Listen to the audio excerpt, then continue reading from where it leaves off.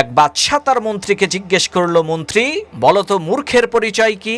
তখন সেই মন্ত্রী বলল, মহামান্বিত বাদশা, আমাকে 2 দিন সময় দেন, আমি আপনাকে উদাহরণস্বরূপ বুঝিয়ে দেব। পরের দিন সেই মন্ত্রী স্বর্ণরূপার মণিমুক্তা খচিত এক জোড়া জুতা তৈরি করালেন, আর ওই জুতা দুটির মধ্য থেকে একটা জুতা মসজিদের সামনে রেখে আসলেন। এদিকে সকালবেলা যখন ওই মসজিদের ইমাম সাহেব নামাজ পড়ার জন্য উঠেছে, তখন সে দেখে, আরে সর্বনাশ, এই মণিমুক্তা খচিত জুতা আসলো কোন জায়গা থেকে? তখন সেই ইমাম সাহেব সমস্ত মুসল্লিদের সামনে ঘোষণা করে দিল, প্রিয় ভাইয়েরা আমার, গতকাল রাতে মহান আল্লাহ সুবহানাহু ওয়া তাআলা এই মসজিদে এসেছিলেন, প্রমাণস্বরূপ আল্লাহ তাআলা তার জুতাখানা রেখে গেছেন। ইমাম সাহেবের এই কথা শুনে সমস্ত লোকজন ওই জুতাকে চুমু খেতে আরম্ভ করলো, কপাল আর মাথায় লাগাতে আরম্ভ করলো। মুহূর্তের মধ্যেই সারা দেশের মধ্যে খবর ছড়িয়ে পড়লো।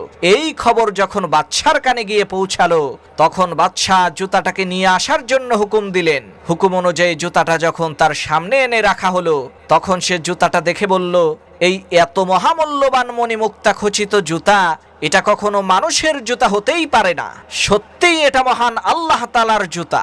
এরপর বাদশা জুতাটাকে তার সিংহাসনের উপরে রেখে বললেন, আজকের পর থেকে এই সিংহাসনে আমি আর কখনোই বসবো না, এই জুতাটাই সিংহাসনের মর্যাদা বৃদ্ধি করবে।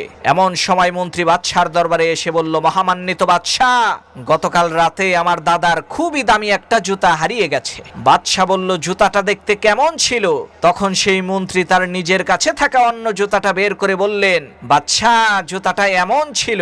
মন্ত্রীর হাতে থাকা ওই জুতাটা দেখার সাথে সাথে বাদশা প্রচন্ড পরিমাণে লজ্জা পেলেন। তখন মন্ত্রী বলল, মহামান্বিত বাদশা, না জেনে অন্যকে নকল করা এবং নিজের বুদ্ধিকে কাজে না লাগিয়ে অন্যের কথা বিশ্বাস করাই হলো সবচাইতে বড় মূর্খতার পরিচয়।